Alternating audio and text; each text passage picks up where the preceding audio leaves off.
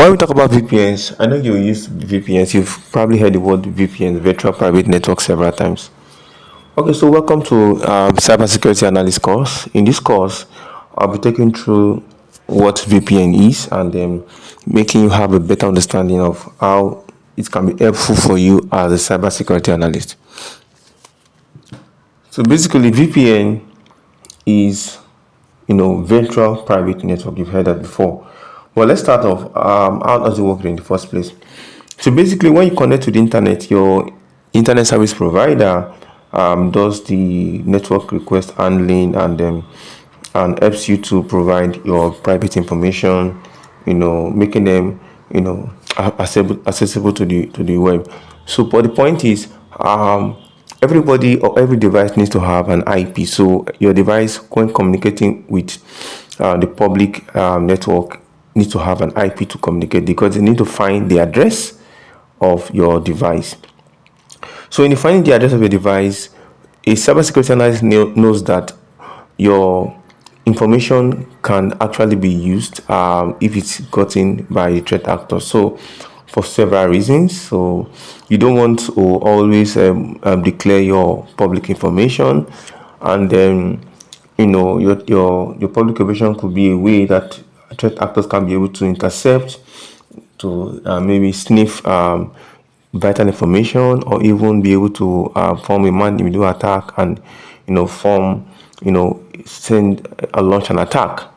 So, and you wouldn't really want that.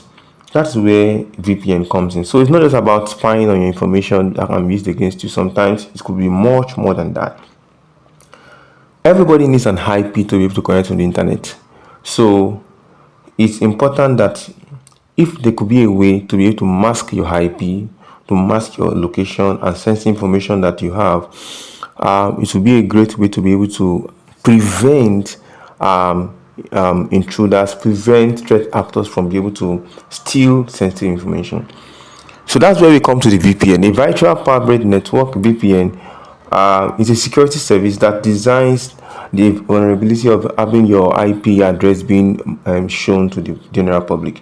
So what it does is changes your public IP address, and marks your virtual location. So to ensure data privacy when you're using a public network. So it's more like it helps you to bridge that gap between your private network and the public network, so that someone in the public network or trusted network won't be able to get specific information that it's not supposed to access, and now use that one for many reasons, for identity theft, for even using it to form an attack against you. So it's more than just hiding your IP address that many people see it. It's encrypting your data too as it travels across the internet. So we talk about confidentiality, integrity, and availability. So IP helps you to make your information confidential, and it does this through the process of encapsulation. So normally, every data packet contains specific information about your IP address, the destination, where it's coming from, where it's going to, your MAC address, and all of these things. So if those information can be sniffed, that can form a potential risk. So what it does is to encrypt the packets so that it will prevent threat actors from reading the addresses and being able to see what is inside. So much more than hiding your IP, VPN helps to encrypt your data packets and then make it unreadable for the threat actors, so there can't be a man-in-the-middle attack through that means. So it allows network requests to get through the destination and keeping your personal data encrypted, and then it does it through an encrypted tunnel, so that your device and the VPN server will make it very difficult for them to decrypt the data packet, decrypt the information, and all of that. So I think you've been able to learn a little bit about the what VPNs are, and how VPNs can be used. So much more than, let's look at some of the VPN protocols and how it can be helpful.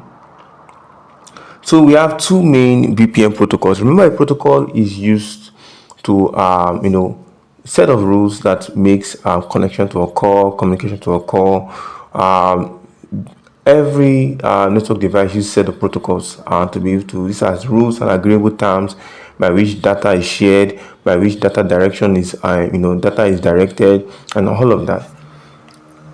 So we have two main types of protocols that VPN uses.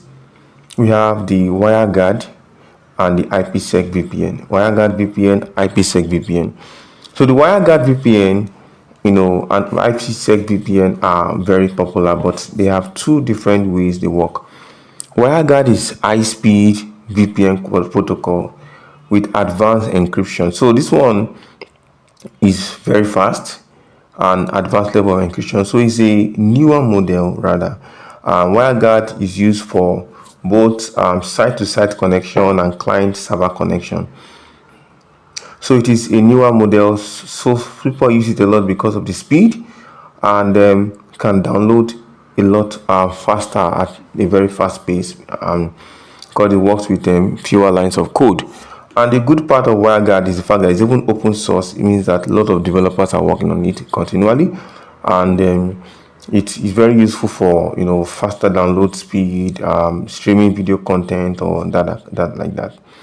Whereas the IPsec VPN is it's been there for quite a while. Most VPN providers use IPsec to encrypt and authenticate encrypted connections. So IPsec is earlier. It's been there, and many companies use IPsec. So WireGuard is newer, faster, but IPsec is older, and it's used to encrypt specific data packets, encrypt and authenticate data packets, and establish connections. So these are the protocols that are being used for for VPN. And then VPN is very important. I've said it before. It creates a path that is similar to a virtual tunnel that hides the computer address and encrypts the data in transit. So the purpose of VPN really is to create a connection between the computer and the network, and it does this by making the connection to be trusted. So VPN is essential, and it's a way to be able to ensure confidentiality, integrity, and availability of information. So I believe you've been able to understand in a very great way VPNs. And in next class we'll start talking about network attacks.